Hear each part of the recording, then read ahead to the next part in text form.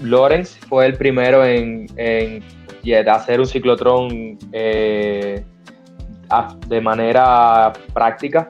Ahora se me ocurre una idea loca. ¿Se puede considerar entonces que alguna de esas partículas ha viajado en el tiempo? Y tú quieres que coja por cierto ángulo, si tú no conoces exactamente la masa de la partícula, va a seguir otra órbita. ¿Entiendes? Se va como a deflectar de la órbita en la que tú sigues. Entonces tú tienes que conocer la masa, y tú dirías, sí, la masa, pero la masa no cambia, lo que sea, es la masa de la partícula. No, exactamente es lo que pasa cuando las partículas se están aproximadamente acercando a velocidad relativista en el acelerador de partículas. Es lo que hacemos es aceleras, o sea, te voy a describir la funcionalidad de un acelerador de partículas con este fin que me has preguntado, y te lo voy a simplificar. Pero básicamente tienes una cavidad al vacío y tienes una fuente de creación de la partícula que va a acelerar. ¡Hola, Misteria! ¿Cómo están? Una vez más trayéndole cositas ricas, trayéndole cositas buenas, trayéndole cositas interesantes. El día de hoy vamos a hablar de los ciclotrones. Este video surge a raíz de un video que sacó Javier Santolaya sobre qué él hacía en el CERN. Habló de los ciclotrones, de las partes de los ciclotrones, y dije, seguramente Misteria no tiene idea de qué cosa es un ciclotrón, así que el día de hoy invité a un experto, a Miguel Torres Acosta, que es licenciado en física nuclear, además tiene maestría en física en la Universidad Autónoma de México y tiene más de 3 años de experiencia con ciclotrones. ¿Cómo está usted, Miguel? Miguelón, el del ciclotrón. Aquí, muy bien. Pasándome por el podcast aquí a ver qué sale, a ver qué podemos aportar aquí. Seguro que trae mucho conocimiento, muchas cosas interesantes y muchas cositas ricas, buenas, interesantes. Así que ya saben lo que les digo, no importa si les gusta Coldplay, no importa si les gusta Green Day, no importa si sus bolsillos están llenos, están vacíos, eres bienvenido aquí, o bienvenida, o bienvenide, o bienvenido a tu nuevo podcast favorito, Colonia Los Álamos. Vamos con la intro.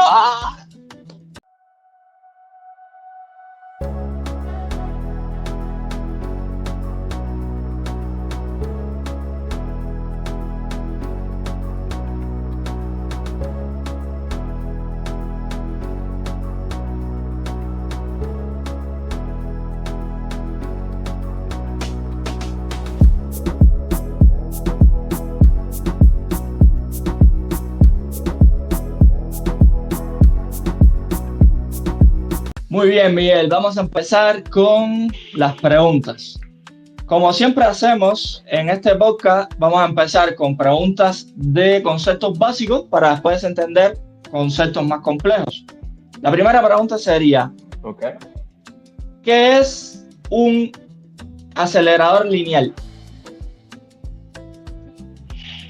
Bueno, un acelerador lineal no es más que una cavidad en la cual tú aceleras partículas, pero la forma en la que está diseñada, la forma en la que el transporte de partículas se lleva a cabo es de forma lineal. Por eso es más conocido como acelerador lineal. Los aceleradores principalmente están creados tienen diferentes sistemas que lo constituyen.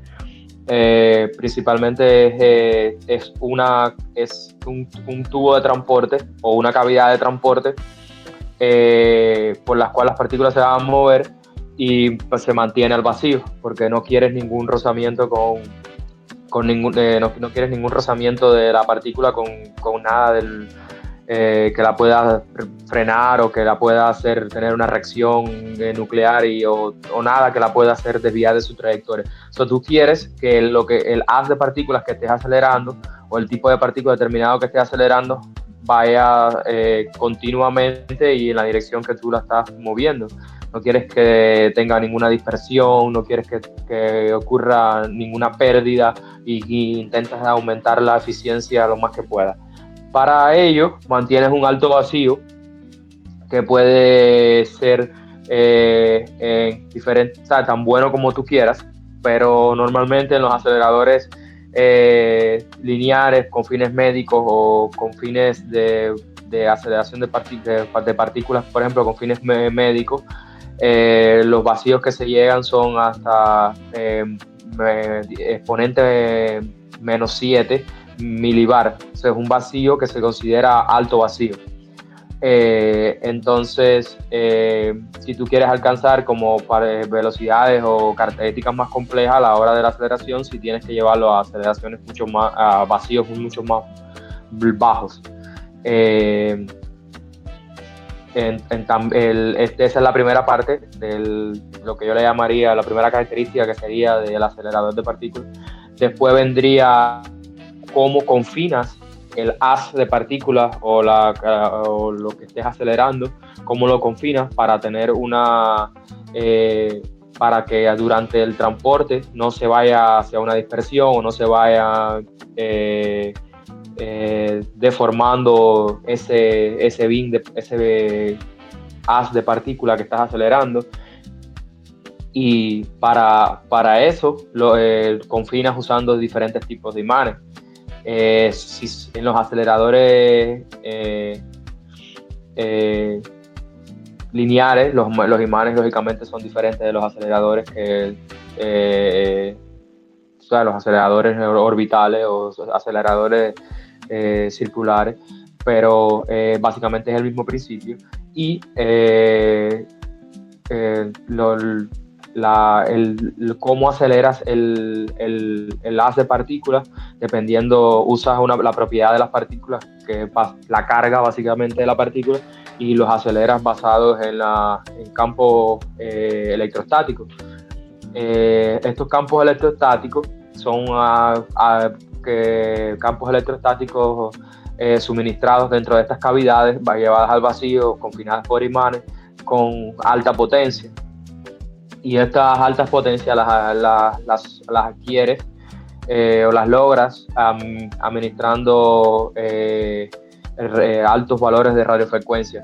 Pueden ser pulsados, pueden ser semipulsados, dependiendo, pero los suministras a diferentes frecuencias. Pueden ser frecuencias que cambian en el tiempo y eso define el nombre que le das al acelerador o no. Si es un tipo de acelerador que cambia el valor de la frecuencia en el tiempo que está suministrando, pero ya sea en el espectro, se llama radiofrecuencia porque es en el espectro de radio, de las ondas de radio FM.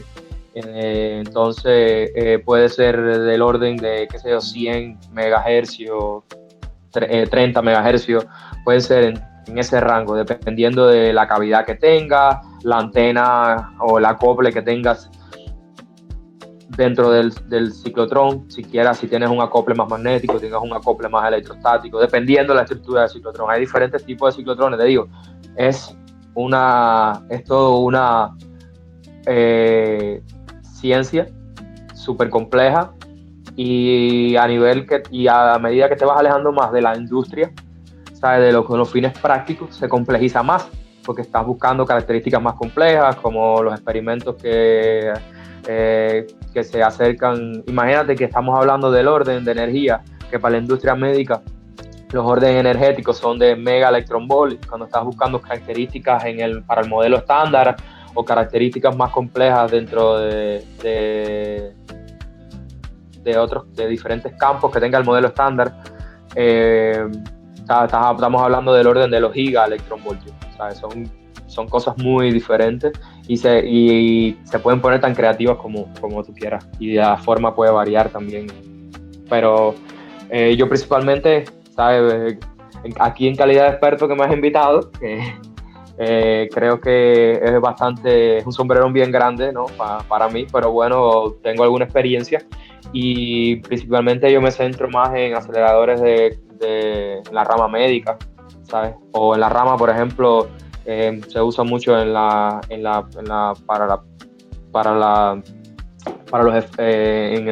investigación, pero en la investigación de daños radiacionales, de componentes eléctricos, como que hace un tiempo vi que aquí cerca en el norte de la Florida,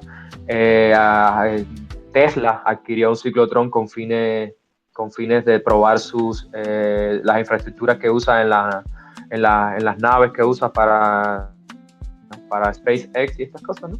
Ellos adquirieron un ciclotrón para probar tecnología que van a usar en el espacio para probarla en estos ciclotrones, y así la NASA también hace cosas parecidas, y eso sí, en ese aspecto son dos cosas que tienen en común los niveles de energía que lo que estamos hablando.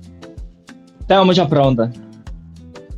A ver, vamos a empezar por el principio. Hablaste de partículas. ¿Qué partículas son las que se aceleran dentro de un ciclotrón? Pueden ser, bueno, toda la principal manera de acelerar partículas de un ciclotrón es siguiendo una fórmula conocida, que es la fórmula de Lorentz. Lorentz fue el primero en hacer un ciclotrón de manera práctica. Partículas, lo principal que debe saber el público es que cuando, básicamente, como yo describí anteriormente, que las maneras que hay de acelerar unas partículas en un ciclotrón es básicamente usando campos electromagnéticos, una combinación de campos magnéticos con campos electrostáticos. Entonces, campos eléctricos. Entonces, en una fórmula conocida como la fuerza de Lorentz, combina estos dos efectos y te dice la fuerza que tiene que tener, te dice en una fórmula cuáles son las características principales que tiene una partícula para lograr, para tú seguir la trayectoria en un campo electrostático, en un campo electromagnético, una combinación de campo eléctrico con campo magnético. Y básicamente la principal característica que tiene una partícula, ¿cuál es? La carga. Entonces, basados en la carga de la partícula y la masa, y la carga y la masa de la partícula, tú puedes analizar cómo se va a comportar la partícula cuando entra a un campo electromagnético. Y sea una combinación de campo electrostático y una combinación de campo magnético. El campo magnético principalmente es para la confinación o para la confinación, o sea, para corregir o definir cuál va a ser la trayectoria de la partícula durante el viaje. ¿Entiendes? Hay diferentes tipos de imanes que se aplican a diferentes tipos de ciclotrones. Y ahí es donde entra una cosa que se llama transporte de partículas. Que el transporte de partículas es una ciencia, es todo un análisis complejo que se hace dentro de ciclotrones y depende de la partícula que estás analizando, porque tú sabes, hay otros fenómenos, no solo eléctricos y magnéticos, tomando lugar dentro de un haz de partículas, sino cómo se agrupan estas partículas dependiendo de las características que tengan entre ellas, si se repelen, cuando van, si tú las juntas, si ellas se van a repeler entre ellas, qué forma van a tomar, cómo van a oscilar cuando tú las confines en un campo electromagnético. Y nada, pero si voy al origen de la pregunta, ¿qué tipo de partícula? Puede ser protones, pueden ser electrones, pueden ser partículas más pesadas, o pueden ser iones también, iones negativos de hidrógeno, pueden ser iones, ¿sabes? Siempre partículas cargadas, porque estamos hablando de que la propiedad con la que tú básicamente aceleras las partículas por su carga.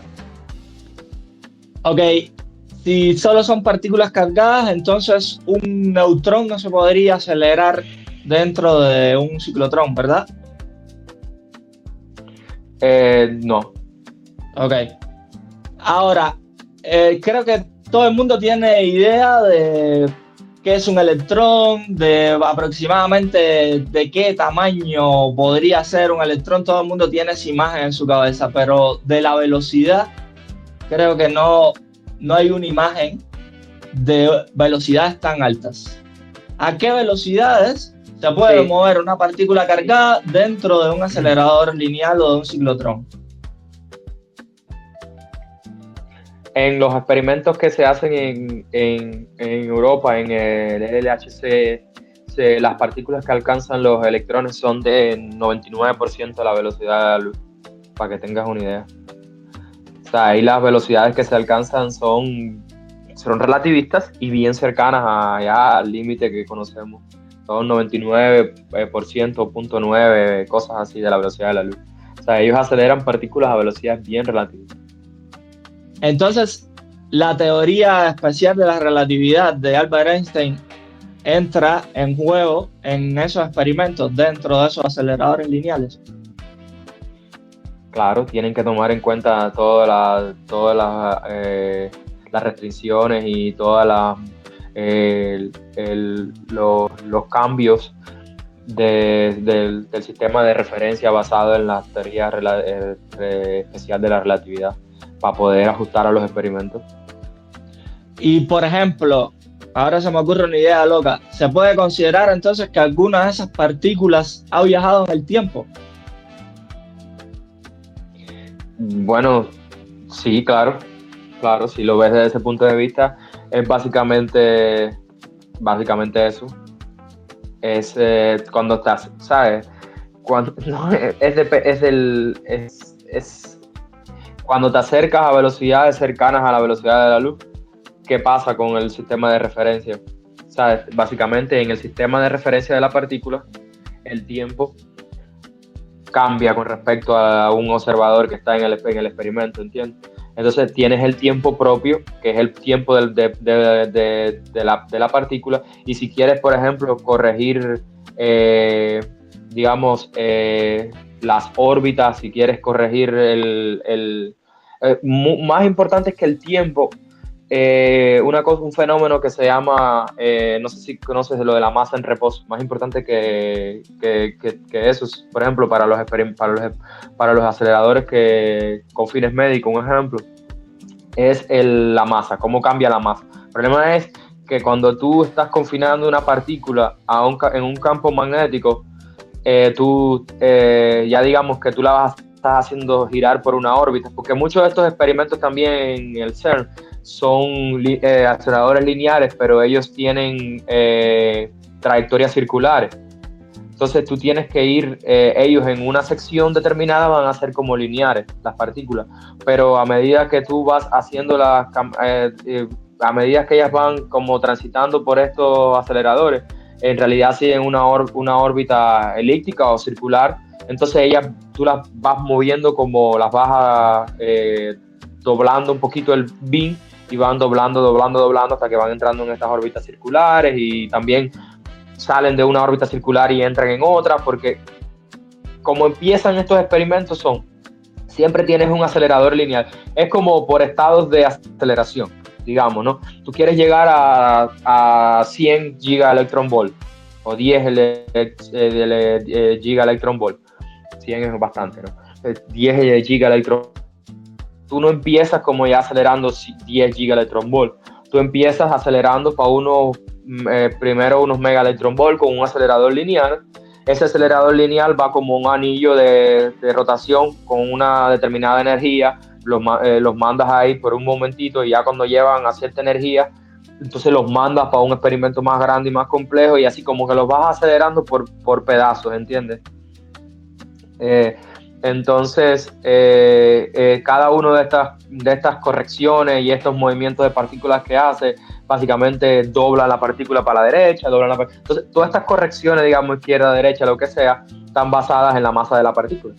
Porque si la partícula va a pasar por un cierto lugar con una cierta velocidad y tú quieres que coja por cierto ángulo, si tú no conoces exactamente la masa de la partícula, va a seguir otra órbita. ¿Entiendes? Se va como a deflectar de la órbita en la que tú sigues. Entonces tú tienes que conocer la masa, y tú dirías, sí, la masa, pero la masa no cambia, lo que sea, es la masa de la partícula. No, exactamente es lo que pasa cuando las partículas se están aproximadamente acercando a velocidades relativistas, se ponen más gorditas, se ponen más pesadas. Y entonces tienes que entrarle correcciones relativistas a las fórmulas que conoces de fuerza centrífuga y centrípeta que tú conoces normalmente. Tienes que entrarle correcciones relativistas para poder saber con exactitud dónde se van a dirigir esas partículas, más que el tiempo, dilatación del tiempo, cosas así. que más bien es un fenómeno interno de la partícula, ¿sabes? Pero si me dices que si están viajando en el tiempo las partículas, bueno, no viajando en el tiempo, pero sí tienen su propio marco de referencia. Me mencionaste dos conceptos ahí que creo que la mayoría de las personas no tienen claro. ¿Qué diferencia hay entre la fuerza centrífuga y la fuerza centrípeta? Es más bien el sistema de referencia. Cuando estás en el marco de la parte del sistema que está, digamos que tienes un cuerpo rotando. Cuando estás fuera del cuerpo rotando, tú vas a percibir que es una fuerza que te está atrayendo. O sea, tú vas a percibir que el objeto está siendo atraído por una fuerza. Eso es lo que normalmente le llamamos fuerza centrífuga. Pero cuando estás en el sistema de referencia del objeto, tú vas a percibir, o sea, si tú estás, digamos, que en el carro y tú vas doblando por una autopista, tú lo que percibes es que hay una fuerza que te está jalando hacia afuera. Entonces, más bien eso es lo que le llamamos fuerza centrífuga. O sea, pero digo de las dos maneras porque a veces se usa indistintivamente, ¿sabes? No por... Sí, claro. Qué bueno que lo dejes claro porque se usa mucho el término, no, lo que estoy percibiendo es la fuerza centrífuga, ¿no? Sí. Ok, vamos a otra pregunta. Pero bueno, antes de eso quisiera preguntarte algo. Mencionaste que los aceleradores grandes tienen configuración geométrica como circular, ¿no? Pero el que tú trabajas, ¿es circular o es en línea recta? Ok. Los aceleradores con los que yo trabajo son aceleradores con fines médicos y son más bien como unas cavidades metálicas que son aceleradores circulares, como los diseños originales de Lorentz. O sea, tienes un plano de aceleración redondo y las partículas se mueven adentro de estos planos de aceleración circulares. Digamos digamos 3 metros hasta 1 metro de radio, dependiendo de la energía que quieras alcanzar, dependiendo el tipo de partículas, qué tipo de imanes tienes adentro, todas las cosas. Pero cuando yo me refería a estos aceleradores circulares también hay unos aceleradores lineares circulares, que son básicamente aceleradores lineales, pero que tienen construcción circular. Y están aceleradores que son ellos mismos circulares adentro, donde la órbita empieza empieza desde una órbita pequeña hacia una órbita más grande, ¿entiendes? Y ya cuando estás en la órbita más grande, estás ready para la extracción. Pero los aceleradores estos que digamos, para que se entienda mejor, están aceleradores circulares y aceleradores en forma de anillo, que estos aceleradores en forma de anillo son todavía aceleradores lineares, pero se aceleran en forma circular, pero son aceleradores en forma de anillo. Y la aceleración pasa de manera completamente diferente y etcétera. Ok, quedó claro, pero era importante aclarar esa parte, ¿no? Porque supongo que se habían imaginado diferentes configuraciones de los aceleradores lineales y de los ciclotrones. Una pregunta, ya creo que dejamos claro los conceptos principales, los conceptos más básicos. Ahora vamos a ir a la parte más específica. Vamos a empezar en los que tú tienes experiencia, en los que tú has trabajado. ¿Para qué se usa? ¿Para qué se invierte capital en construir una máquina que, como has descrito, es de gran magnitud, es de una tecnología súper avanzada para lo que tenemos? Quizás ahora vienen los marcianos y nos dicen, ¿esto qué? Esto lo teníamos nosotros hace millones de años. Pero para los seres humanos es una tecnología súper avanzada. Me acabas de decir que Tesla, la NASA lo usan. En los que tú trabajas, ¿cuál es el fin que se les da? ¿Qué utilidad se les da? ¿Y qué tipo de cliente tiene la empresa en la que tú actualmente estás trabajando? Ok. Principalmente yo he trabajado en dos ramas que usan ciclotrones. Principalmente he trabajado en terapia de protones, que es, se aceleran los protones y en una descripción bien a gran escala vendría siendo como se aceleran los protones, se mueven los protones, se logran unas características de la forma del haz de partícula adecuada para un tratamiento en tiempo real, y esos protones se hacen circular por diferentes líneas de transmisión hasta el paciente, y es lo que se llama terapia de protones. Entonces, ¿qué pasa? Que, por ejemplo, el público puede ser que esté más conocedor de las terapias de radioterapia con aceleradores lineares. No sé si te acuerdas de los LINAC. Los LINAC son básicamente aceleradores lineares que aceleran electrones y hacen terapias basadas en los electrones. O sea, hacen incidir los electrones a través del cuerpo humano, básicamente, o frenan estos electrones en diferentes tipos de targets o de objetivos, y estos electrones entonces emiten luz por radiación de frenado, y esa luz entonces es la causa para tratar el paciente. Cuando me refiero a tratar el paciente, o si esta radiación va destinada al paciente, imagínate que es un cáncer o un tumor. Normalmente para pacientes con cáncer, imagínate que es un tumor que tiene en una zona complicada. Normalmente primero se tratan terapias convencionales. Primero se trata operación. Después se tratan, eso depende del tipo de cáncer, depende de la complejidad de las cosas. Si es en etapa terminal, si está en una etapa más evolucionada, ¿sabes? Todas las etapas que tiene el cáncer, que no es el tema que yo me especializo ni nada, pero a veces son equipos multidisciplinarios y tienes que estar al día con estas cosas, ¿no? Entonces, es básicamente este haz de partículas,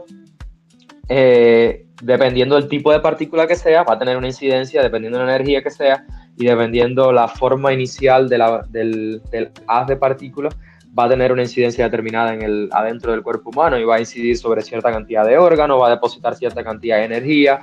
Se conoce, hay tablas médicas para todo este tipo de órganos, si son órganos más duros, si son órganos más, dependiendo, ¿no? Qué tipo de órgano es más resistente a la radiación, qué tipo de diferentes de cosas. Entonces, estos haces de partículas se hacen incidir en el cuerpo humano, y el objetivo es que la mayor deposición de energía del haz viniendo del ciclotrón a través de esta línea de transmisión, la mayor cantidad de energía se deposite cerca del área del tumor o cerca del área dañada, y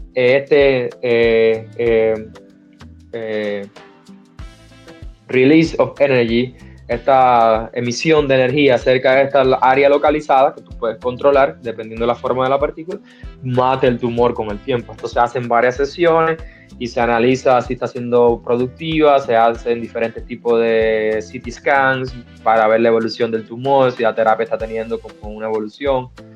Y este es el primero de las cosas a las que yo, en los proyectos, en las compañías que yo he trabajado. La segunda es más bien con un fin farmacéutico, ¿sabes? No sé si conoces que hay igual que existe el CT scan, igual que existen los MRI, que son formas de imagenología médica, también existen los PETs y los PET-CT, que simplemente usan emisión, desintegración de un positrón con o sea, tú tienes, ¿cómo se dice esto en español? Básicamente emisión positrónica. Tienes un activo dentro de tu cuerpo que emite positrones, y estos positrones se aniquilan con los electrones del medio, ya sean los electrones que dan dentro de tu cuerpo, y entonces emiten haces de partículas en direcciones opuestas. Entonces, estos haces de partículas en direcciones opuestas, básicamente tú los puedes atrapar con detectores circulares que van alrededor de tu cuerpo, y así tú puedes lograr formar una imagen computarizada, tridimensional, desde el centro que se está emitiendo esta fuente de luz. Y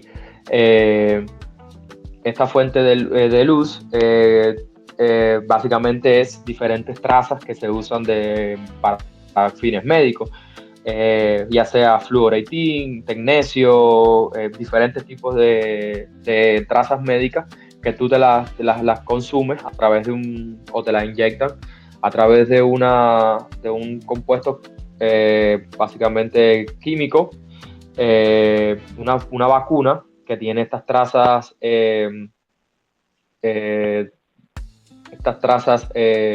radiactivas, y dependiendo del tipo de compuesto químico que tú lo vincules, esta traza médica iría a diferentes secciones del cuerpo. Si estás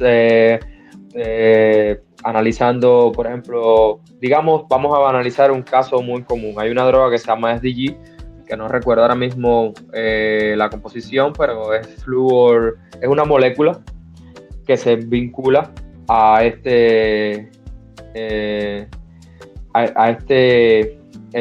fluor 18, fluor 18, y tú la haces, la consumes dentro de tu cuerpo, y por ejemplo va directamente a zonas de alto metabolismo en el cuerpo. O sea, para personas que tengan en grado de metástasis, digamos que hay una persona que ya tiene un cáncer avanzado y ya está cerca de la metástasis, y el cáncer se está regando por diferentes partes del cuerpo, ¿sabes?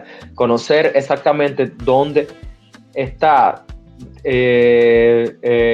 dónde se ha expandido ese cáncer con terapias de imagenología moderna, es muy difícil. Tienes que usar este tipo de técnicas más novedosas si tú quieres como que observar esta metástasis, una construcción tridimensional de toda la expansión del tumor alrededor de un área. Digamos que se ha expandido alrededor de toda la caja torácica y tú quieres saber con exactitud dónde están estos nodos expandidos por toda la caja torácica. Entonces, esta droga se localiza, básicamente, digamos que es basado en glucosa. Entonces, estos centros de alta actividad metabólica consumen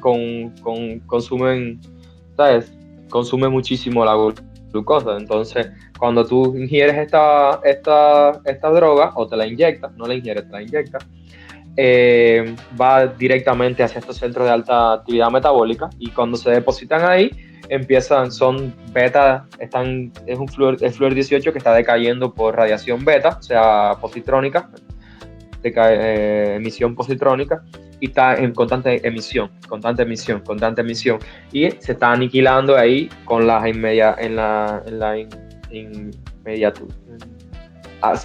cerquita, ahí cerca de estos zonas de alta, o sea, de este cáncer, de estos tumores, se están desintegrando ahí cerca y te están dando una imagen 3D computarizada de esta zona dañada. Y la diferencia es en que cuando se hace terapia de protones, las partículas que aceleras en el acelerador van directo hacia el paciente, y en estas otras que te estabas describiendo pasa por diferentes procesos. Más bien sería como un proceso productivo, como una fábrica de producción donde tiene diferentes estados, y yo como un ingeniero de ciclotrones, lo que haría nada más sería la parte de crear esta parte radiactiva de la droga o de la vacuna, ¿no? Y entonces ya después otro equipo, ¿sabes? Un equipo grandísimo, esta otra parte del equipo se encargaría en combinarlo con la parte médica. Y entonces viene otro equipo y le hace los estudios para que sea seguro inyectarlo en una persona. O sea, tiene que tener un cierto grado de esterilidad, tiene que tener un cierto grado de pureza, tiene que tener un cierto grado o sea, ahí se hace diferentes cosas, se analiza el tiempo medio de vida de las partículas para ver si es la partícula que está, o la partícula no, el compuesto que estás inyectando. O sea, el caso del fluor 18 es el tiempo de vida medio de 120 minutos. Si es nitrógeno, pues 13, amonia, sería a 10 minutos, así, diferentes tipos de cosas tienen diferentes tiempos de vida medio, y esto es la parte nuclear de esto, ¿no? De esto que estoy explicando. Pero también hay otros tipos de análisis que se le hacen basados en análisis nucleares dependiendo del tipo de droga que usa. También hay espectrómetros gamma, ¿sabes? Multi-channel analysis, detectores detectores de radiación para determinar el tipo de partícula, el canal de desintegración que estás utilizando, como en este caso el Fluor 18, por ejemplo, es un tipo de emisor beta. Tú tienes el canal que estás buscando prácticamente es de 511 kiloelectron-volt. Y entonces, esos son como diferentes tipos de estudios nucleares y no nucleares que se hacen para lograr identificar si realmente tienes lo que tú quieres y realmente es seguro para inyectarlo en el paciente o no. Wow. Tengo muchas preguntas. Pero antes de pasar a las preguntas, quiero hablar de algo que creo que es importante. En el podcast con la doctora Cecilia, que hablamos de la IA, ella mencionó que la IA es como una piedra. O sea, una piedra la puedes usar. Esa analogía a mí me gustó mucho.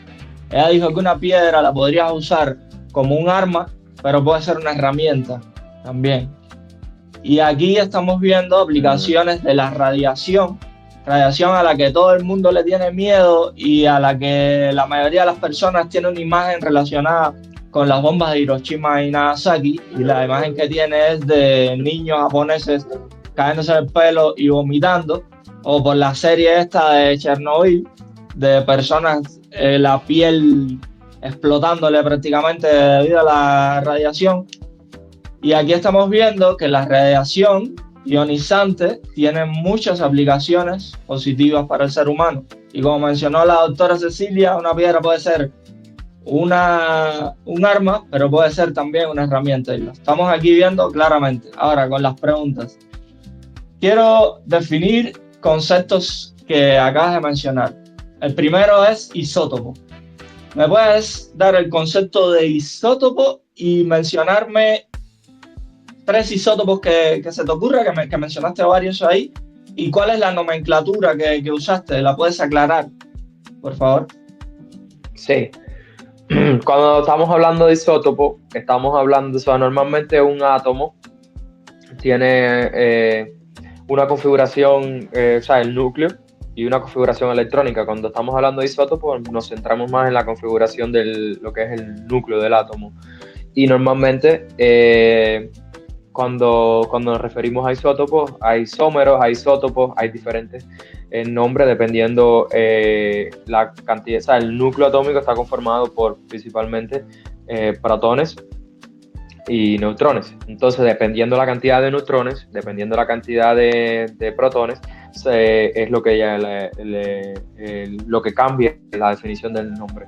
O sea, cuando estamos hablando de una partícula determinada, o sea, de una partícula, de un compuesto determinado, ya sea flúor, nitrógeno, lo que sea, cuando uno normalmente habla de eso, de nitrógeno, de flúor, de lo que conocemos en la tabla periódica, viene dado por el número de protones, ¿sabes? Y eso es lo que se llama el número Z de protones, y es la carga básicamente nuclear del núcleo, y es lo que define el elemento.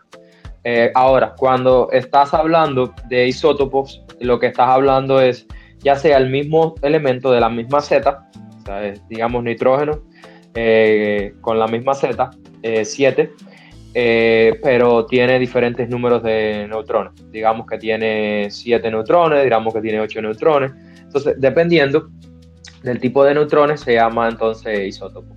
Y muchos compuestos tienen configuraciones estables y otros tienen configuraciones que decaen. Las configuraciones estables son las que normalmente conocemos, que no tienen ningún decaimiento radiacional ni nada, pero cuando normalmente nos referimos a radiación, nos referimos a las configuraciones no estables de estos compuestos en las que decaen emitiendo ya sea partículas betas y se mantienen siendo, cuando me refiero a partículas beta, me refiero a electrones, y cuando entonces emiten partículas beta se mantienen, es básicamente usando un proceso que se llama, es básicamente usando un canal de desintegración nuclear, y entonces lo que pasa es que el elemento cambia un protón hacia un neutrón y emitiría una partícula beta, o un neutrón o un protón y emitiría una partícula beta, pero con signo opuesto, o sea, beta más, beta menos. Y es lo que conocemos como desintegración beta.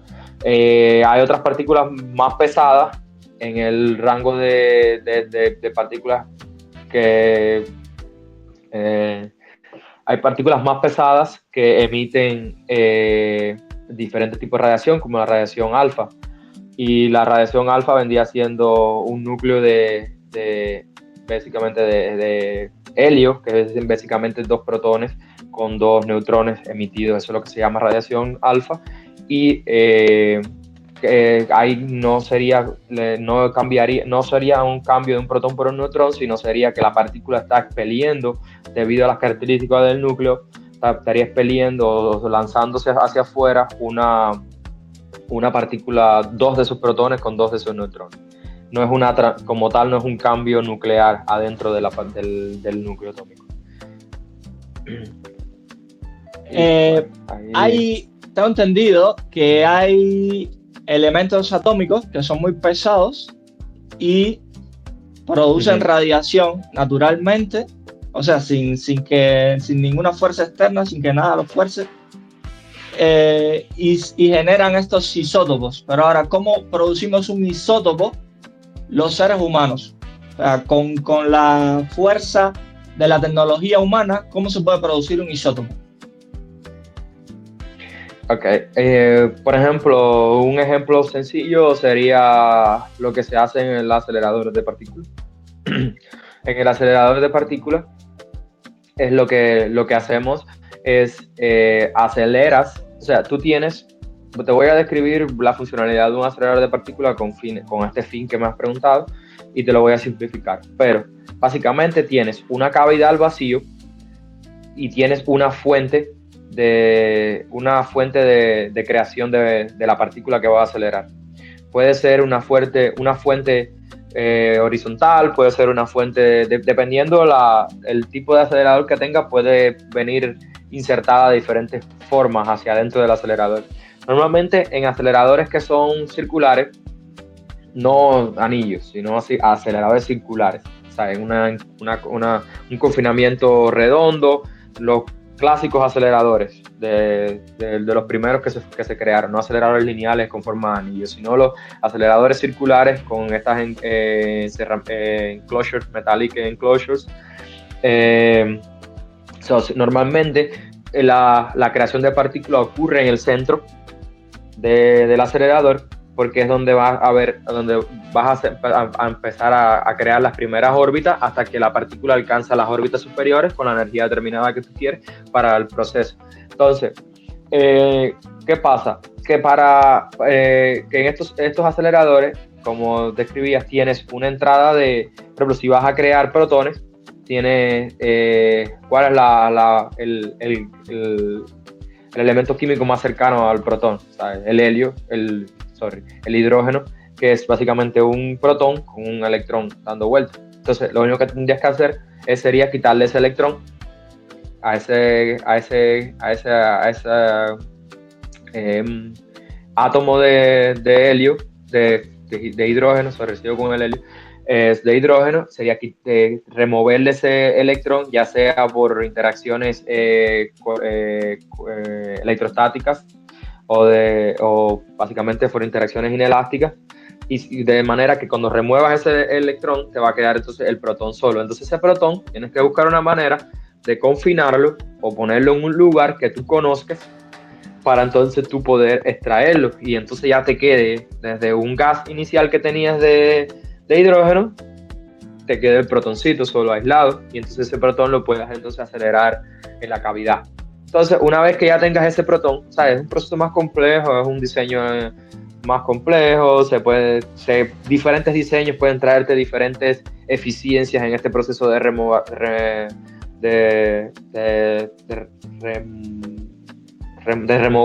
el electrón, ¿sabes? Diferentes estructuras más finas, más compuestas. Hay otros aceleradores hay aceleradores que aceleran iones, hay aceleradores que aceleran protones, ¿sabes? Diferente. Ahí puedes acelerar el protón con carga, ¿cómo te digo? Puedes acelerar el protón con 2 electrones y vendría siendo H-, o sea, hidrógeno negativo. Puedes acelerar también eso. Y después puedes hacer diferentes procesos. Hay diferentes maneras de acelerar estas partículas dentro del ciclotrón. Pero bueno, digamos que estaban acelerando un solo protón. Cuando estás acelerando un protón, lo que tienes que tener en cuenta es que todo el diseño está basado en una carga positiva. Si vas a acelerar una partícula negativa, pues al revés, ¿no? Entonces, ya después que logras extraer estos protones desde el centro en esta región, solo te quedaría entonces acelerarlo. Y entonces acelerar estos electrones lleva entonces, tú los vas acelerando con campos electrostáticos pulsados a cierta frecuencia determinada y eso los va a ir acelerando en órbitas constantes hasta que ellos van ganando energía y cuando van ganando energía van creciendo en órbita. Si tienen un campo magnético constante, dependiendo de la energía que va a alcanzar los protones, si la energía va aumentando, si la velocidad de los protones va aumentando hacia un nivel que se está acercando a velocidad relativista, tienes que corregir la masa relativista, que era lo que estábamos hablando anteriormente. Entonces, como estás corrigiendo por estas masas relativistas, entonces también tienes campos magnéticos variables. Entonces, ahí es donde viene el nombre de que si estás usando un cyclotron o si estás usando un synchrotron o si estás usando un syncrocyclotron, dependiendo de si estás sincronizando nada más el campo magnético, si estás sincronizando nada más el campo eléctrico, si estás sincronizando los dos al mismo tiempo. Y ya, pues, es eso, es nada más la partícula entrando en la región central y creando la partícula que va a crear, diferentes tipos de partículas pueden ser creadas. Entonces, una vez que ya estas partículas adquieren la energía determinada, se acercan más a la órbita exterior del ciclotrón o de lo que sea que estés acelerando, ¿entiendes? Y cuando ya están listas para extracción, entonces viene el proceso de extracción. Hay diferentes tipos de extracción. Hay extracciones basadas en campos electrostáticos, en lo que tú tienes un campo electrostático, la mueves de la órbita y la sacas. Hay extracciones basadas en gradientes magnéticos, en la que la partícula entra en un gradiente magnético y se desvía y vuelve a coger para la ruta que tiene. Hay extracciones simplemente en las que las partículas chocan con una capa en una stripping foils, se llama en inglés, como una capa de remover, que es como que la partícula entra, digamos que tienes un protón con 2 electrones y entra el protón con los 2 electrones y salen los 2 electrones disparados y te queda el protoncito solo, ¿sabes? Y así, bueno, es otra manera de extracción. Pero ya una vez que saques la partícula, depende el tipo de energía. Por ejemplo, digamos, te voy a explicar uno de los procesos que más yo conozco, que es el del flúor 18, que es cuando sale básicamente una partícula de un protón a 16.5 megaelectronvolt. Sale a 16 megaelectronvolt. ¿Por qué esa energía? Porque en ese rango energético es donde la reacción más probable del flúor 18 puede ocurrir. De hecho, el pico más probable donde la reacción del flúor 18 puede ocurrir, tiene la sección eficaz, es alrededor de 5 megaelectronvolt, por ahí. Entonces, esa partícula, ese protón, pasa a través de una cámara presurizada, y esa cámara presurizada tiene un agua especial que se llama agua agua con oxígeno 18. O sea, O18 water, se llama así. A veces estoy traduciéndole porque muchos de estos términos los uso en inglés y me es un poquito raro, ¿sabes? Porque nunca los explico en español. No sé si me entiendes. No, pues está bien, está bien. Entonces, esta agua se llama O18 water, que es como agua que tiene, en lugar de tener una molécula normal de oxígeno de 16, tiene 2 protones más. O sea, es un isótopo, ¿no? Entonces básicamente lo que haces es que este protón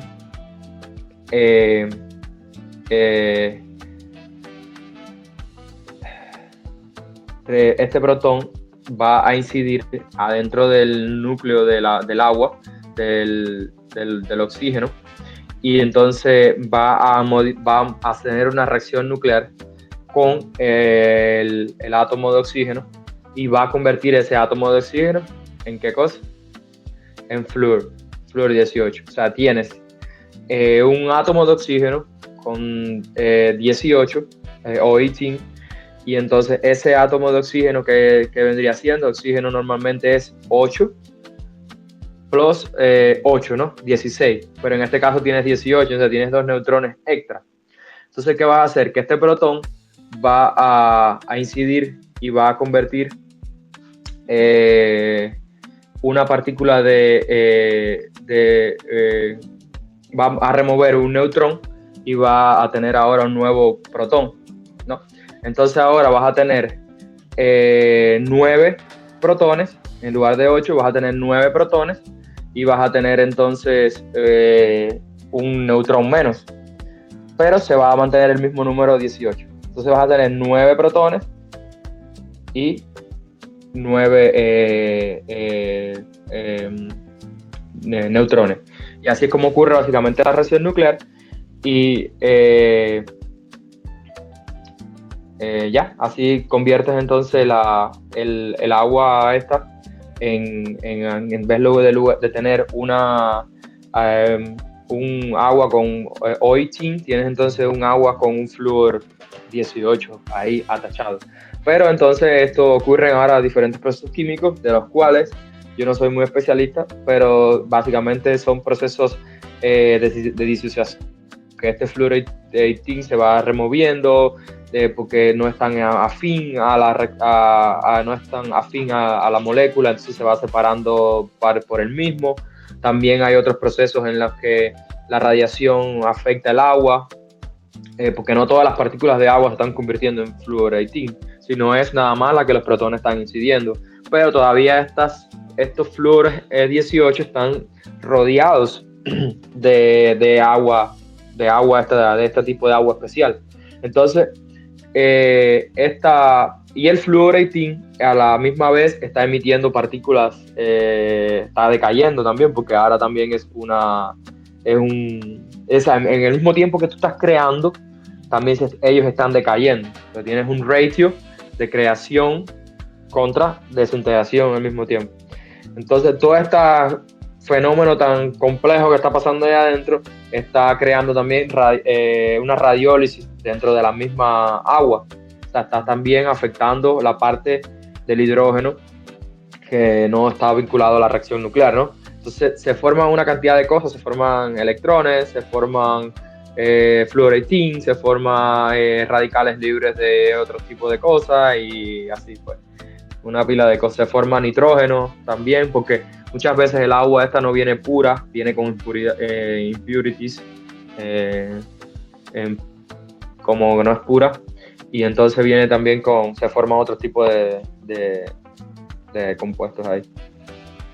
Entonces, una vez que esto se crea, que aquí prácticamente casi donde acaba mi trabajo, esto se manda entonces hacia la parte química, y entonces esa gente allá, los químicos, tienen como una manera de atrapar los iones, se llaman trampas iónicas químicas, y entonces ellos, cuando tú pasas todo este producto radiactivo que viene del ciclotrón, lo pasas por estas trampas, ellos logran quedarse con el flúor 18, ¿no?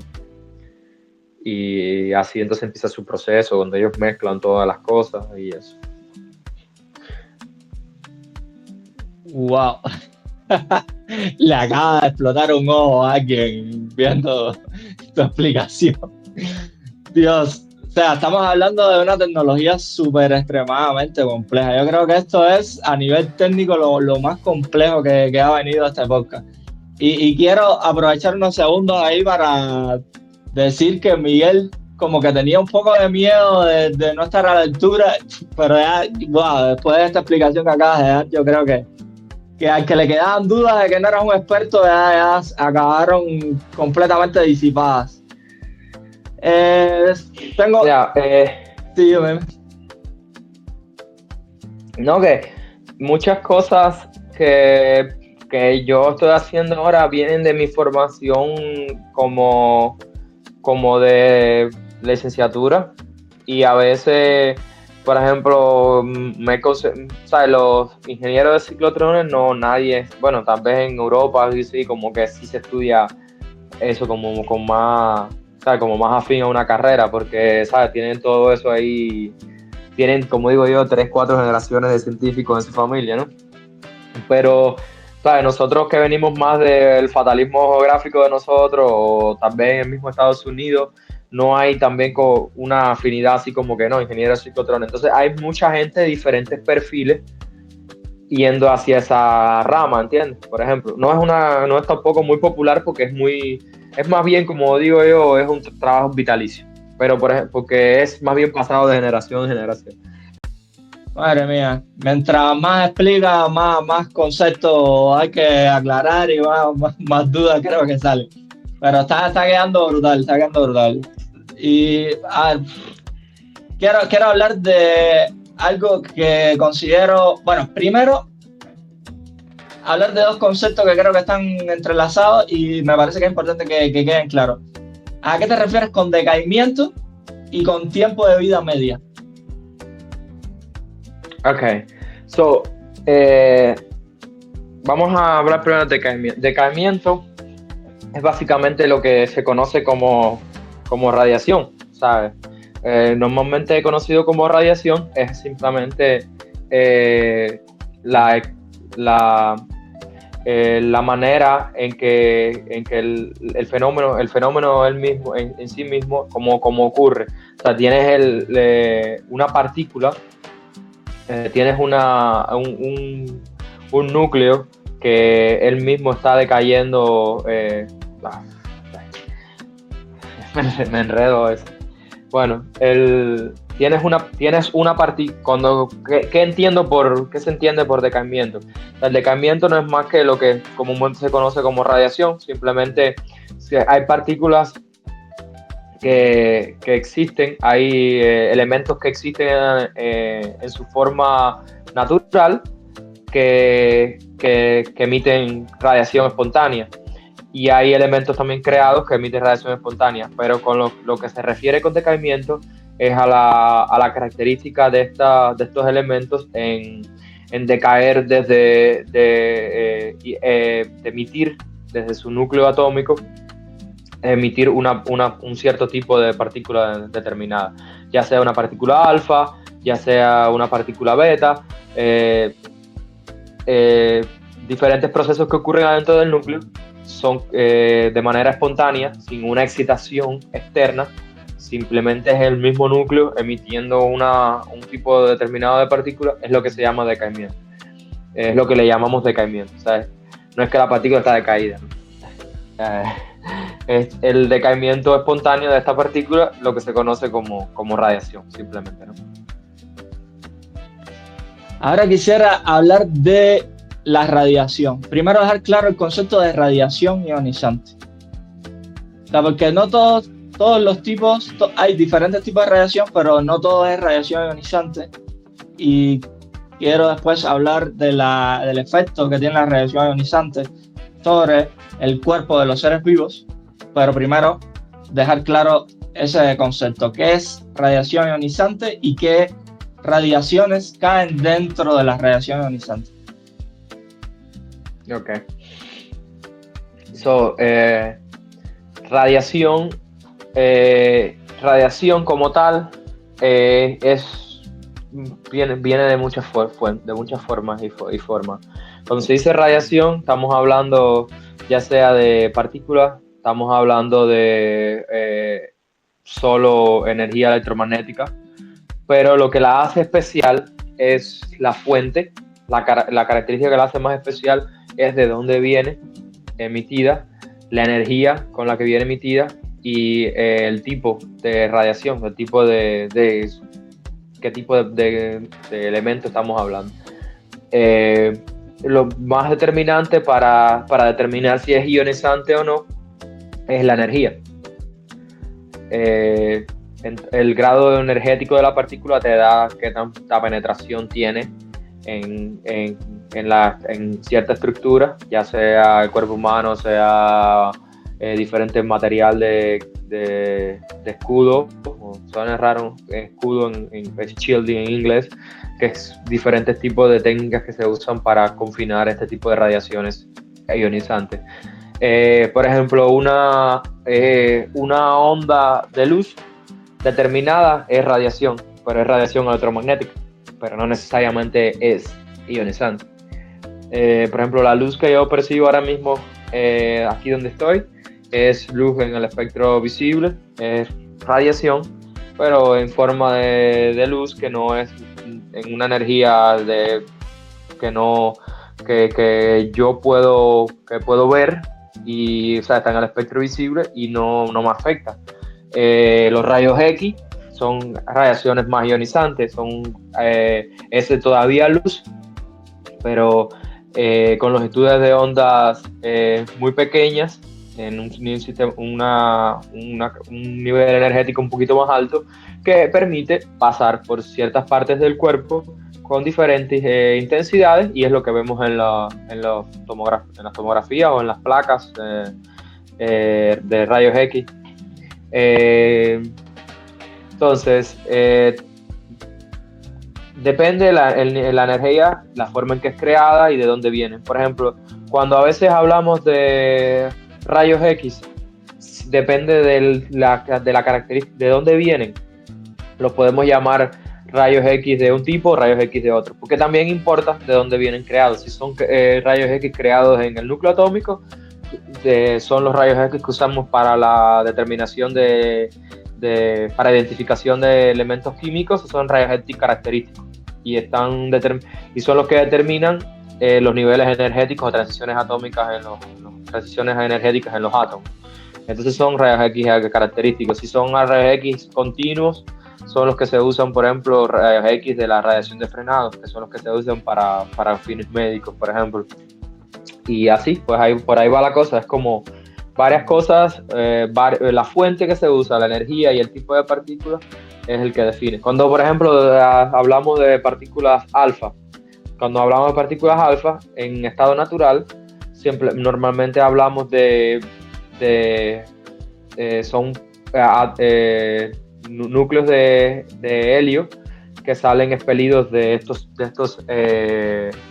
átomos pesados en forma natural, ya sea del uranio, ya sea de descendientes de la cadena de desintegración del uranio, como el radón, el gas de radón, que dependiendo del área en que vivas, puede ser que en el suelo haya partes no sé en México, pero por ejemplo en Estados Unidos hay mapas en los que puedes ver distribución de gas de radón en diferentes ciudades y diferentes estados, y puedes saber si en el área en que estás es potencialmente riesgoso hacer ciertas actividades dependiendo del gas de radón, porque el gas de radón es un emisor alfa.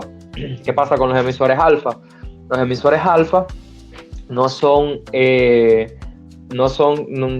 perjudiciales, ¿sabes? Por ejemplo, un reactor nuclear. En un reactor nuclear, las barras de uranio, tú las puedes mover normal, no es como que hay un gran nivel de actividad. Simplemente cuando uses guantes que no los puedas tocar, porque por ejemplo el plomo y el uranio son elementos muy pesados que si entran al sistema nervioso pueden ser muy perjudiciales. No sé si has visto la película esta de la gente esta que se queda en el barco y se empiezan a comer, bueno, tú sabes, todo el lío del plomo que uno conoce también, ¿no? El plomo también un elemento pesado, ¿no? Pero bueno, tú sabes todo el lío de consumir plomo afecta el sistema nervioso, pero puede entrar por diferentes vías. Si tú lo tocas, puede entrar a través a través de tu cuerpo por diferentes tipos de absorción.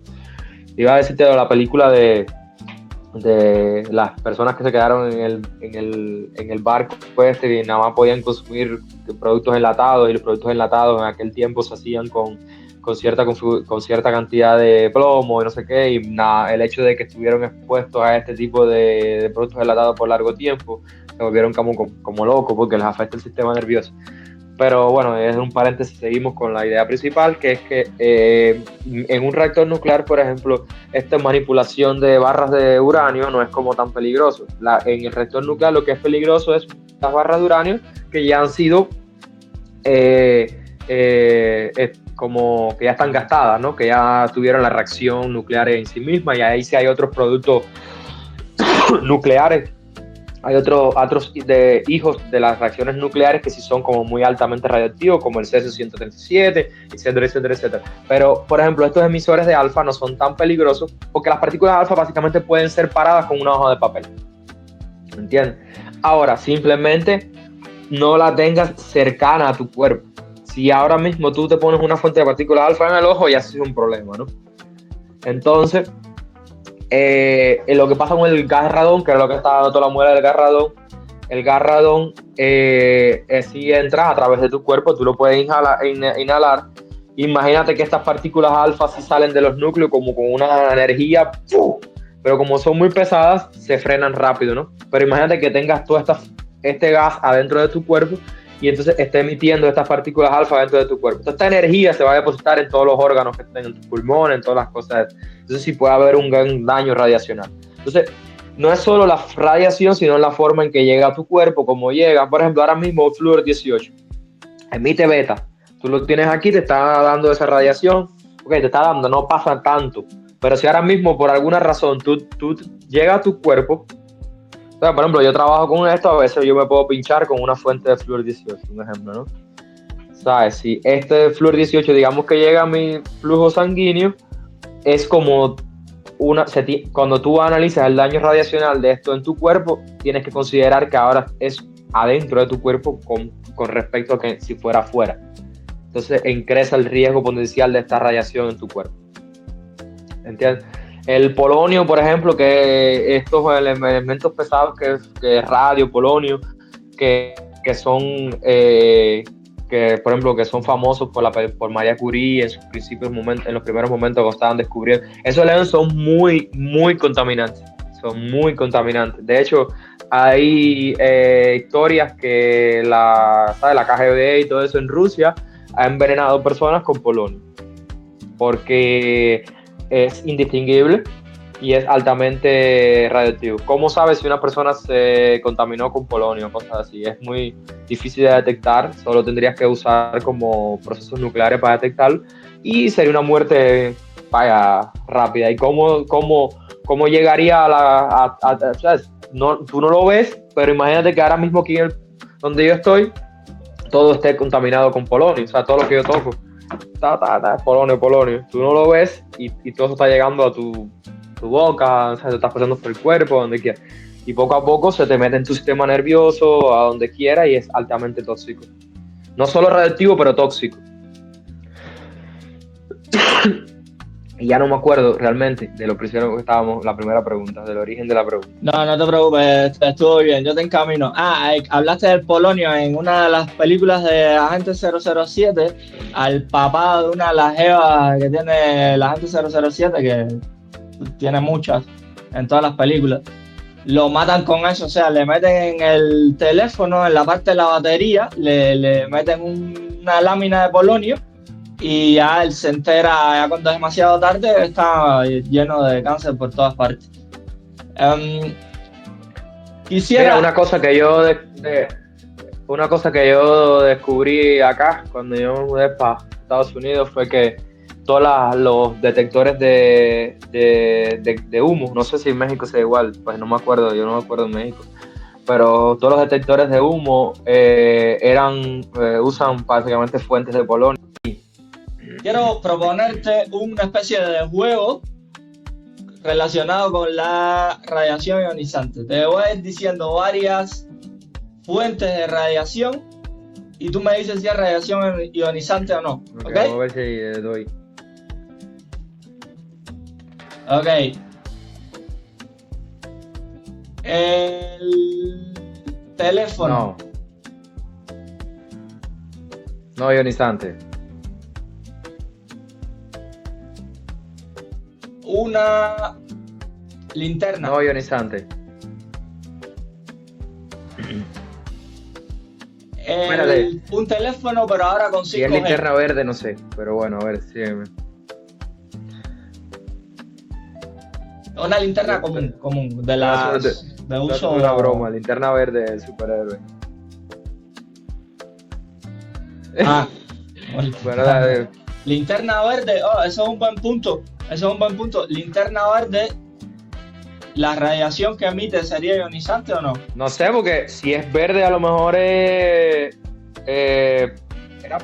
O sea, es visible, ¿no? No puede ser ionizante. No, porque ¿sabes? Hay estos compuestos radioactivos que tienen ese glowing verde y azul.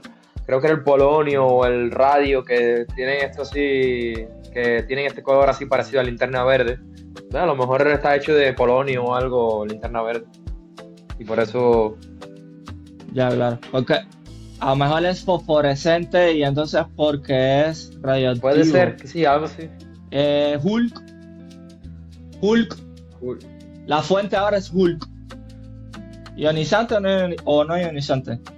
Bueno, el proceso de cuando crearon a Hulk sí fue, creo que se cayó en algo radioactivo. Creo que fueron unos desperdicios de reactores nucleares o cosas así, waste nuclear.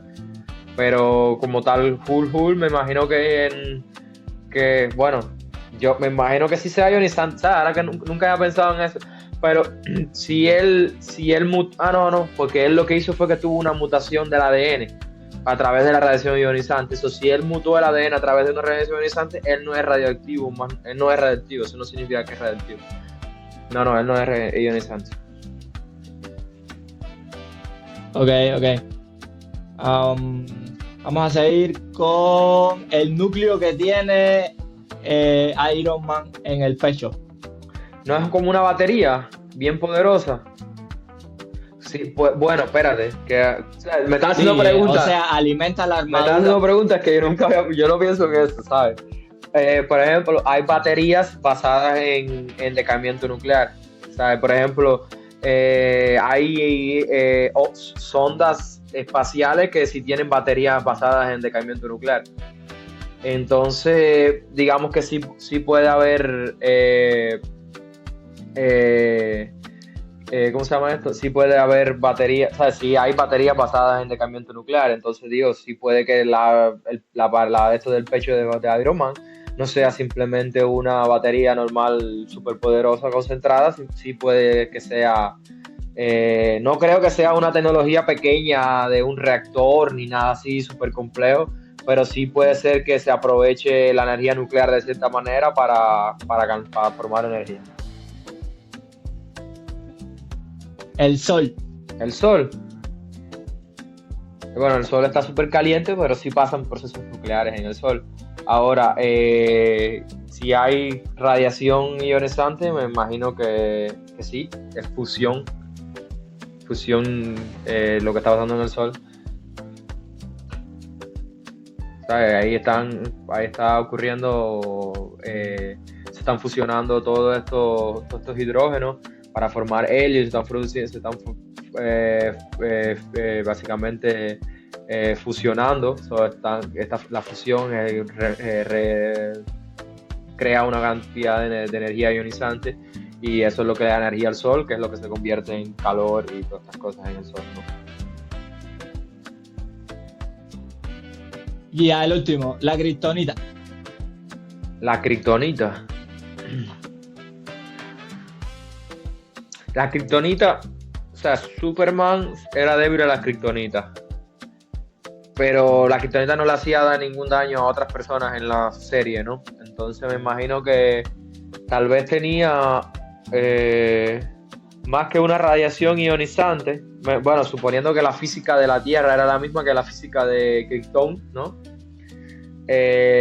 Suponiendo, ¿no? Me imagino que no era solo una radiación, sino más bien lo que yo me imaginaría es, como era un cristal, más bien tenía una cierta vibración, depende de la estructura cristalina del cristal, una cierta vibración, digamos que una resonancia al sonido diferente, y este tipo de resonancia diferente al sonido le creaba como alguna perturbación en los sentidos de él, o algo así, o tal vez alguna resonancia. Tú sabes que hay estructuras que, dependiendo el patrón que tengan, que sigan, adoptan diferentes tipos de colores o cosas así. Digamos que a lo mejor tienen una estructura compleja, nuclear, o cosas que, dependiendo la incidencia de la luz, qué sé yo, la reflexión que tenga una especie de propiedad electromagnética o algo que afecte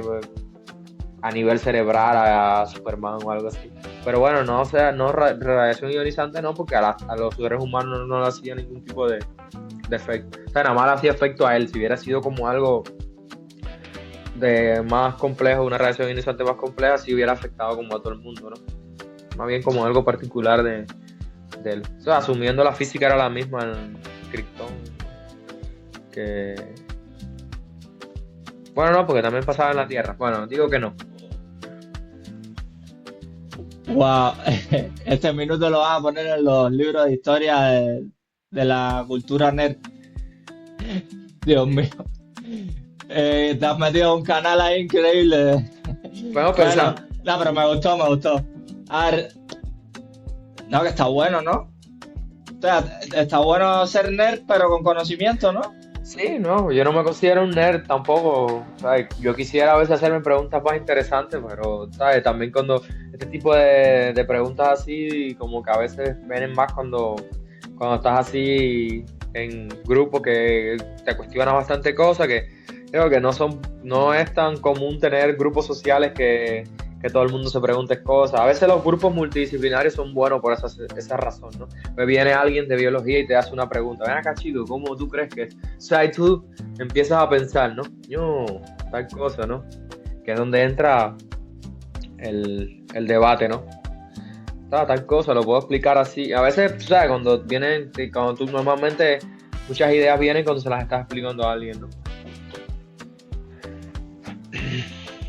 Eso me ha pasado varias veces aquí en este podcast, cuando han llegado personas de biología y eso, y me han soltado así como los factos que ellos tienen ya establecidos como conocimiento natural entre ellos, pero que a mí me chocan porque son cosas nuevas para mí, ¿no? A ver, quiero hablar de tu historia de vida, porque tu historia de vida es siento que bastante motivadora, porque si se dieron cuenta por el acento, él es cubano, de origen cubano igual que yo, y actualmente está trabajando en Estados Unidos con las tecnologías que él ha tratado de explicarle aquí a los Terians, que no sé si ya alguno muerto ya de sobredosis de conocimiento. Quisiera hablar de cómo llega una persona de Cuba a trabajar en un ciclotrón en Estados Unidos. Mi historia, o sea, la historia no es la super historia, pero es la historia típica de un emigrante, ¿no? O sea, no es un secreto para nadie que la formación académica en Cuba tiene, digamos, un nivel no tan alto, pero tiene un nivel al menos introductorio hacia el mundo de la ciencia con cierta eficiencia. O sea, un nivel introductorio me refiero porque aunque fuimos algún momento cerca de ser una potencia educativa o una potencia científica, nunca Cuba llegó a alcanzar esos niveles por la falta de todo, ¿sabes? El sistema tomando decisiones apresuradas por miles de por problemas geopolíticos y cosas que no voy a entrar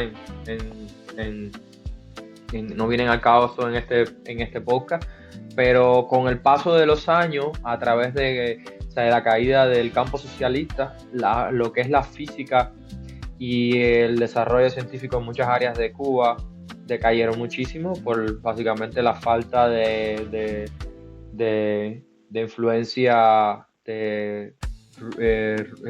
soviética, y también por la falta de presupuesto. Entonces, ese tipo de cosas hicieron que Cuba se mantuviera, digamos que, competitiva para muchos países de Latinoamérica, con respecto a muchos países de Latinoamérica, competitiva, pero se fuera quedando atrás en el tema científico en la región. Cuando muchos países tenían acceso a internet, los cubanos teníamos acceso limitado. Cuando muchos países tenían acceso a periódicos o revistas de impacto, los cubanos teníamos acceso limitado. Entonces siempre la formación en Cuba fue escasa, pero digamos que teníamos un potencial, logramos desarrollar en muchos casos un potencial para cuando saliéramos al mundo poder entender ciertas cosas, ¿no? Entonces, cuando voy por primera vez a México, y no quiero tampoco extender mucho mi eso de vida, pero digamos que, por ejemplo, un caso determinado es que yo fui a hacer una maestría en México. El gobierno, básicamente me fui a través de un convenio con el gobierno mexicano, no un convenio, digamos, fui aceptado en una maestría, pero el gobierno mexicano facilita este tipo de intercambio para países de la región, y así es como un cubano, como un colombiano o como un argentino llegan estos normalmente no ves argentino, no ves puertorriqueño, no ves o de otros lugares, porque esa gente tienen programas más interesantes a los que irse, ¿no? Los chilenos, cosas así. Normalmente México dirige su atención más a países que tienen países que no tienen un gran potencial de irse hacia otros lugares, como por ejemplo muchos cubanos o muchos colombianos, porque en Colombia creo que también el problema de llegar hacia maestría, eso es más complejo para muchas personas, entonces se van para México, por ejemplo, ¿no? Entonces, cuando llegas a México, te das cuenta que, ¿sabes? Vivías en una burbuja, bueno, en un país como Cuba, pero todavía tenías este potencial porque venías con bases sólidas de desarrollo. Entonces, si tú eres, si te tienes curiosidad y quieres salir adelante, empiezas entonces un nuevo modelo de vida en que tienes internet, que tienes acceso a miles de cosas que no tenías porque vivía en un país completamente atrasado. Y por ejemplo llegas a México y hay educación infinita, pero tienes que ponerte al día con todo este tipo de sistemas. Tienes que, a la vez, si estás en un programa de maestría, que tienes que cumplir con ciertos objetivos y tienes que cumplir con ciertas fechas, tienes que cumplir con esas fechas mientras te pones al día con toda la parte de tu vida, que imagínate que no tengas a veces acceso a ciertas cosa común que para un mexicano normal es como algo ya aceptado por normal en su día a día, como tener acceso a, no sé, a un sistema determinado electrónico. Y en Cuba, por ejemplo, digamos que todavía estamos haciendo cosas con papel. Va. Entonces, nada, que México fue una escuela muy importante para mí. Hice mi maestría en la UNAM, estaba haciendo mi doctorado, no lo terminé, y ahí decido moverme hacia los Estados Unidos, pero siempre con un cariño especial por México. Quisiera poder después poderme regresar y poder visitar a mis amistades que tengo allá, un lugar excepcional para mí, un lugar especial. Y en Estados Unidos, tú sabes, la migración que tuve no fue una migración controlada, muy planificada, más bien fue una migración de desesperación por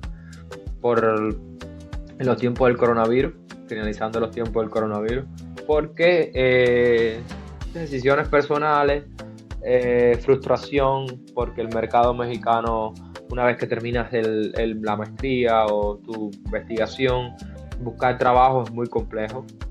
Si no tienes como una mano amiga o cerca de personas que te puedan ayudar a buscar trabajo más fácil en ciertas áreas, o si logras tener un investigador de verdad que tenga un conecto directo hacia la industria, que es muy, muy raro, en muchos casos más bien reservados para universidades privadas. es muy difícil. Entonces pues yo decido emigrar, te digo, a veces diría que es una decisión desesperada, pero no pudiera argumentar eso. O sea, yo, decisión personal que tomé, me fui para Estados Unidos y como buen cubano o buen otro latinoamericano en Estados Unidos te toca empezar desde cero. Te digo, cuando empezás desde cero, básicamente, ¿sabes? Lo que pudiste, qué sé yo, pudiste reunir en México, $1,000, $2,000, eso te va en el primer mes de renta. Primer mes. Estamos hablando de que, digamos, llevas 2, 3 años trabajando en México, ahorrando un dinero, y cuando llegas a Estados Unidos se te va en el primer mes de renta. Y entonces en Estados Unidos tienes que empezar a trabajar en la construcción, dependiendo del estado en que estás. Yo como cubano me fui a Florida, ¿sabes? Me imagino que otros mexicanos se irían más bien a Texas o tal vez a Nueva York. En Nueva York creo que vi bastantes mexicanos, o otros estados, así, cosas así, ¿no? Dependiendo de la nacionalidad te vas a ir a Carolina del Norte, Carolina, no sé, depende. Yo como cubano me fui a la Florida, que es como, sería más bien donde yo siento que estaba la comunidad cubana, que me podría ayudar. Siento que no es un error, pero o sea, no es tampoco como yo tenía concebido. Cuando llegas aquí, como por ejemplo el Miami y la Florida, es una ciudad con muchos hispanohablantes, entonces es muy difícil aprender inglés, es muy difícil conseguir trabajo como de los que, ¿sabes?, afines a tu carrera, cosas así. Tienes que empezar haciendo cualquier cosa, ¿no? Y nada, así hasta que empecé. En ese tiempo cuando llegué aquí, empezaba había todo este lío de los programadores, de que todo el mundo estaba cambiándose a hacer programación, y yo pues me estaba cambiando también, ¿no? Porque yo también quería, ¿sabes?, trabajar desde casa, desde la nube, ¿no? Y la cuestión es que cuando ya yo me decido mudar para Estados Unidos, tenía esas ideas, pero más bien ese mundo de la programación estaba cambiando, se estaba reestructurando de nuevo. Como la misma reestructuración que tuvo años atrás, en que empezaron a entrar mucha gente a programar, en el tiempo que me mudé para acá se estaba reestructurando al revés. Estaba en decaída la cantidad de procesos de trabajo que se creaban de programación. Y bueno, pues nada, no conseguí trabajo en esa área. Hice algunos proyectos por aquí y por allá, pero nada así serio que me diera una sustentabilidad económica. Y nada, en el 2023, en el 2022, a 23 encuentro, 22, al final de 2022 encuentro trabajo para una compañía belga en una ciudad de la Florida, y entonces empiezo a trabajar como ingeniero de ciclotrón junior desde cero en uno de los otra cosa, luchando contra el inglés, con estas cosas. Me convertí en uno de los pilares del trabajo, una persona que podía manejar el trabajo con facilidad, y así poco a poco me he ido moviendo hasta el punto de que cambié de compañía hace un tiempo atrás, y he estado haciendo ahora otras cosas más nucleares, y pues nada, ahí cada vez logrando más responsabilidad y resolviendo más problemas y tratando de salir adelante. Pero sí, yo diría que es un proceso complejo de emigrar y lograr trabajar en lo que tú quieres. A veces yo siento que es por una, ¿sabes?, como una alineación, como dice Steve Jobs, ¿no?, que es como los que conectan los puntos. A veces tú no sabes cuándo se conectan los puntos, ¿sabes?, de tu vida.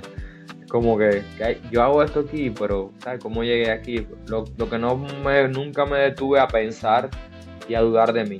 Pues siempre buscando ansias de información, o estas ansias de buscar por información, de aprender, de seguir adelante, de no creer que te lo sabes todo. No me lo sé todo.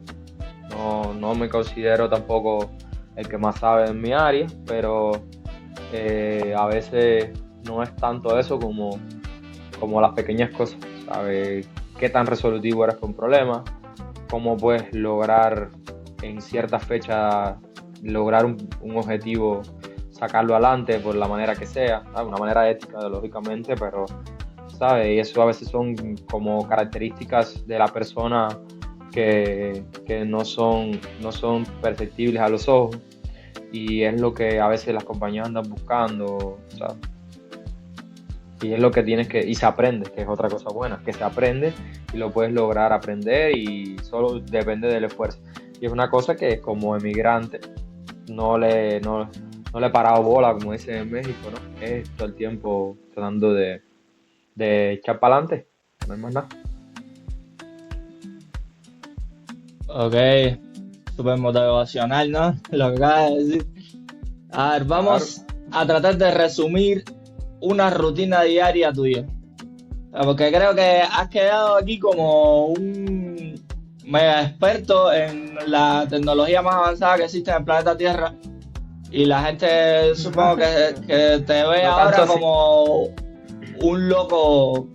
Créeme que sí has quedado así. Has quedado como un Rick de la serie Rick y Morty. Y necesito que digas tu rutina diaria para que se den cuenta que, bueno, no sé, a lo mejor nos sorprendemos, ¿no? Que se a ver, tío, no vivo contigo todos los días. A ver, ¿puedes resumir tu rutina diaria de un día de trabajo? Me levanto, o sea, mi rutina cambia dependiendo de las necesidades del lugar que trabajo, pero lógicamente no. Pero, por ejemplo, ahorita mismo me levanto a las 8:30, tengo horario abierto, no tengo como restricciones de horario, pero bueno, yo sigo un horario para adaptarme a los procesos de producción que van a venir más adelante. Entonces me levanto a las 8:30, vivo a 5 minutos del trabajo, porque me mudé aquí a 5 minutos del trabajo. Vivo en una zona bien tranquila, no hay tanto tráfico. La verdad está tranquilo el lugar. Voy hacia el trabajo, 5 minutos al trabajo. Llego ahí, reviso correos. A veces son muchos, a veces son pocos, dependiendo. A veces tengo meetings, a veces no tengo meetings. A veces tomo café, a veces no, a veces tomo té, dependiendo de si estoy más agitado, ¿no? A veces, ya, si hay que encender el ciclotrón, se enciende el ciclotrón, se enciende el imán, se encienden los diferentes procesos, chequeas muy importante por los sistemas de enfriamiento, las bombas estén funcionando, normalmente se quedan trabajando de un día para otro. O sea, normalmente... yo digo siempre, tengo esta frase que dice que el ciclotrón está hecho por genios para monos. By genius to be operated by monkeys. O sea, está hecho por genios para operar los monitos, ¿no? Entonces, a veces me siento que soy ese mono operando el ciclotrón. Y porque a veces no es un no-brainer, no tiene mucha complejidad. Y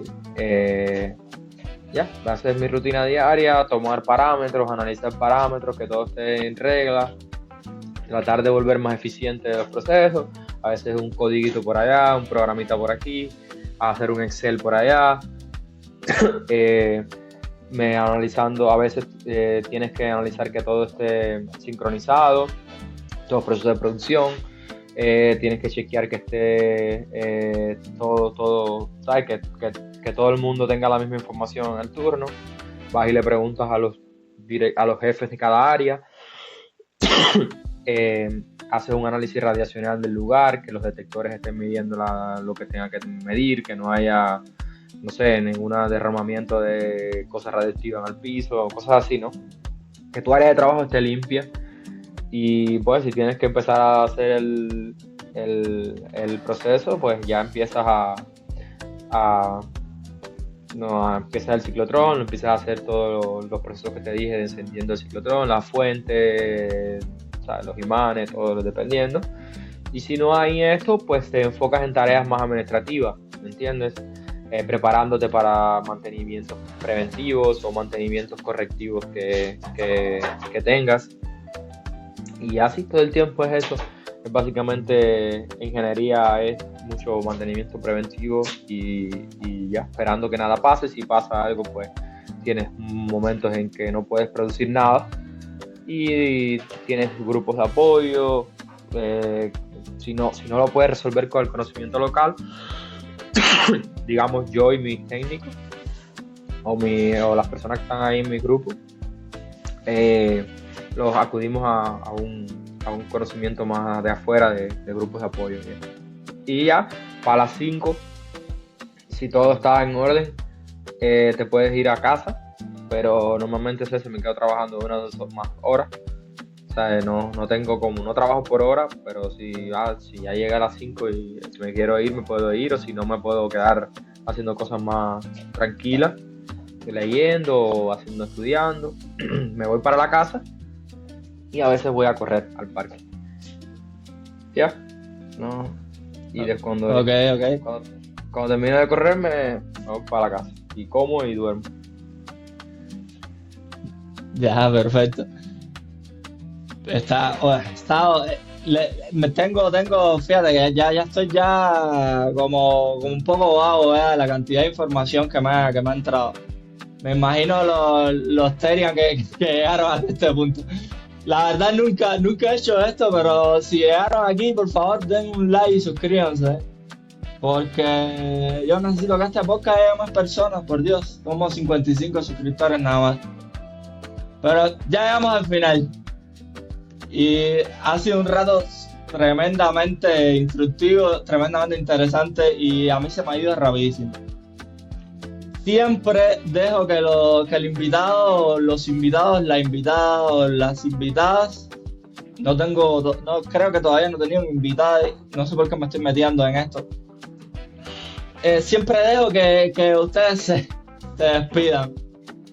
Entonces, Miguel, el tiempo es tuyo, el momento es tuyo para despedirte como quieras. Un mensaje positivo, ¿no? Bueno, mensaje positivo es